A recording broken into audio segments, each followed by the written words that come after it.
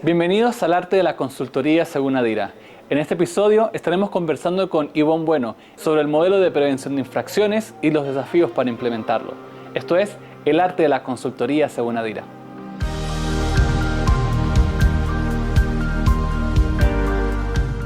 Ivonne, muchas gracias por aceptar la invitación.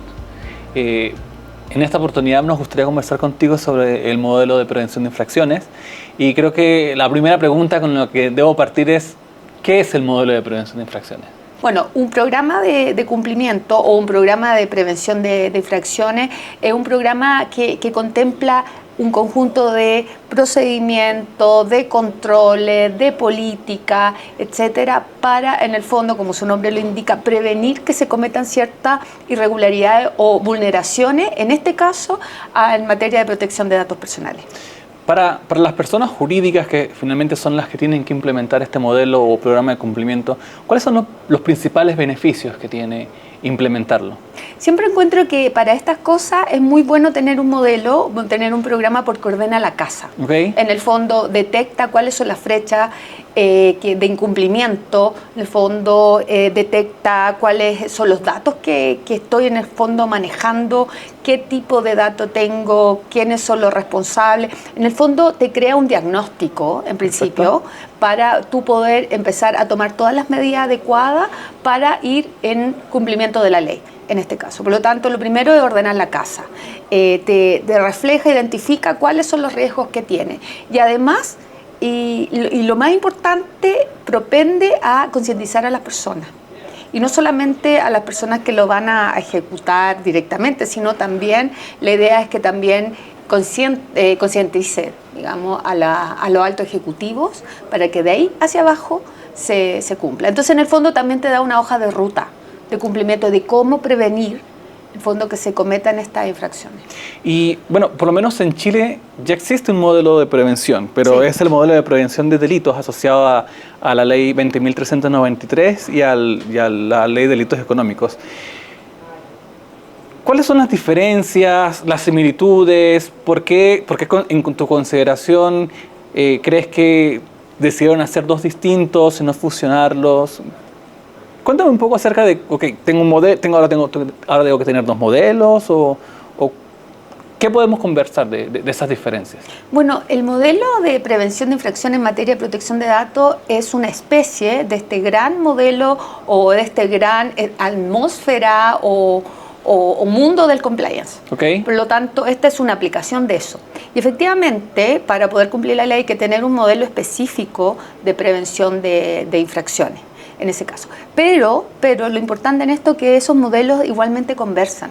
Por lo tanto, si tú ya estás inmerso y tienes a tu organización inmersa en el cumplimiento, en el compliance, va a ser mucho más fácil pasarte a este compliance que es más específico.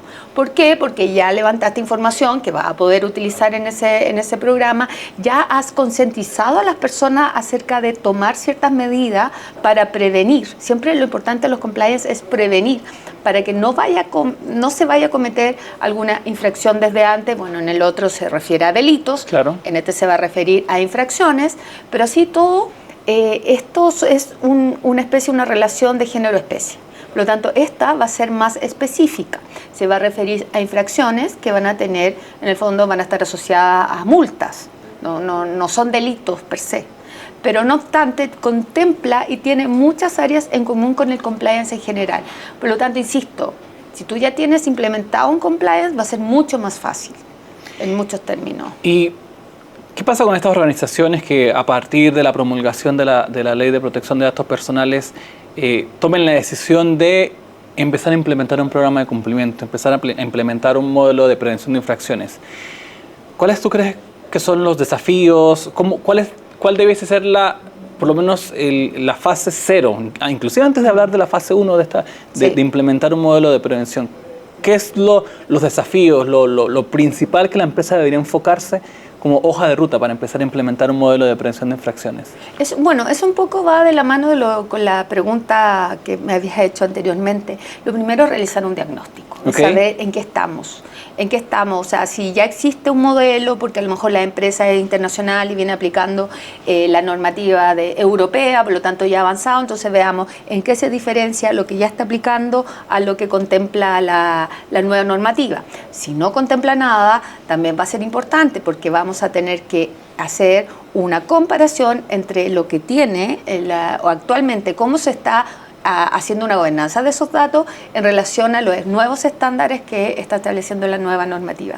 Por lo tanto, en ese sentido, va a ser importante hacer un diagnóstico, va a ser importante empezar a concientizar, si esto es muy relevante. Si no hay una cultura de proteger la información al interior de la organización, tanto de trabajadores, clientes, socios, proveedores, etcétera, no sacamos nada con tener un lindo programa si nadie la conoce en ese caso. ¿Y tú crees que, porque mencionaste dos cosas que me llamaron la atención, primero el diagnóstico y luego la capacitación, ¿tú crees que esos son como los dos errores más comunes que tienen las empresas cuando implementan esto, que se olvidan de concientizar, se olvidan de estar, ¿cómo empiezo? O se me olvida inclusive ¿qué tan maduro soy? ¿O tú crees que hay otros errores asociados a la implementación? Bueno, está eso, o sea, no dar a conocer el programa, no empapar a las personas acerca del programa, pero también no actualizarlo, porque podemos tener un programa súper bonito, pero puede ser más bien que refleja un momento específico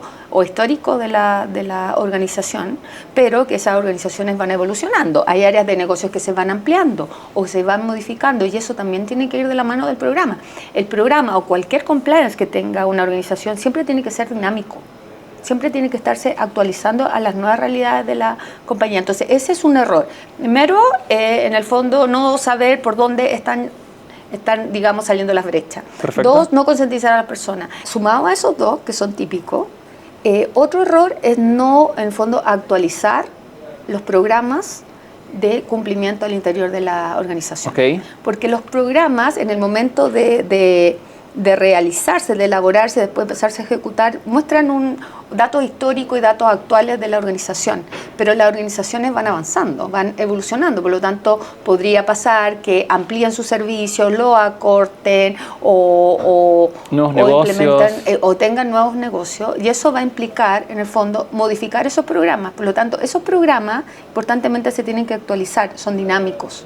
Por lo tanto, no se pueden dejar olvidados. Hago el programa y chao, me da lo mismo, ya dije a la gente de qué se trataba y me voy a otra cosa. No, hay que hacer un seguimiento del programa.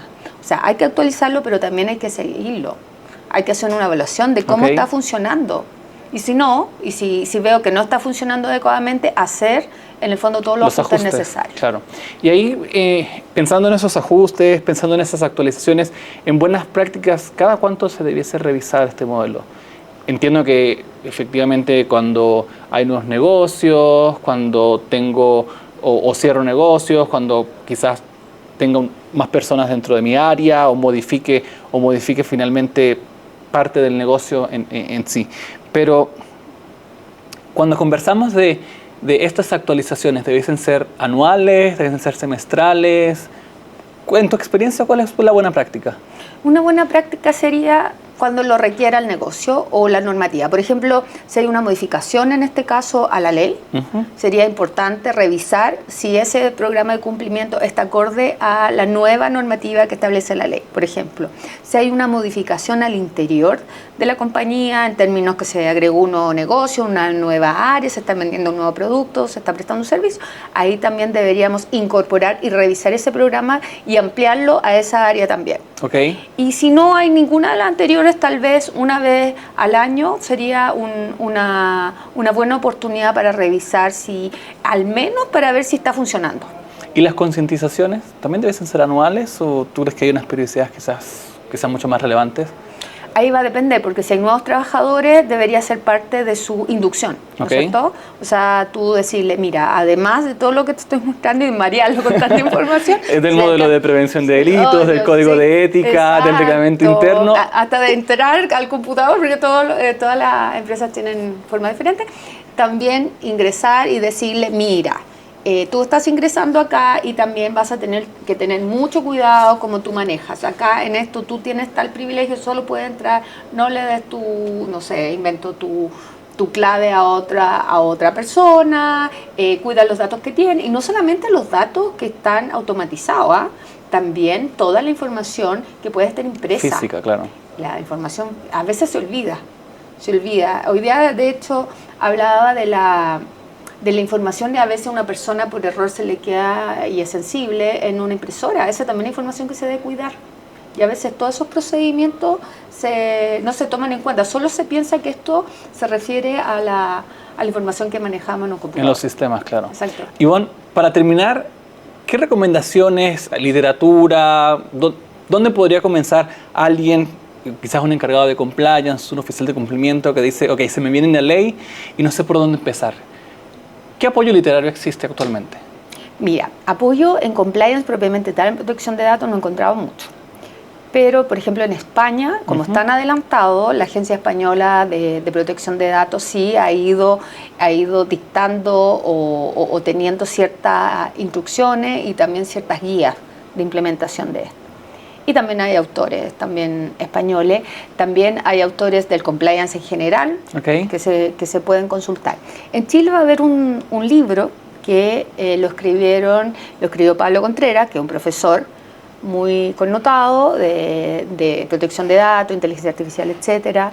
Lo mismo también Pablo Violer y Marcelo Drago. Ellos tres escribieron un libro que va a salir próximamente y que se va a tratar precisamente un tema que no está muy tratado, sobre todo en Chile, que es el compliance en protección de datos personales. Así que, y de hecho entiendo que es hasta un manual, por lo tanto hay que tener mucho ojo con ese libro porque nos va a guiar, al menos al principio. Va a ser muy importante al principio, ahora que no se sabe mucho acá en Chile acerca de este compliance particular, acerca de cómo empezar a hacer y empezar a hacer los programas de cumplimiento.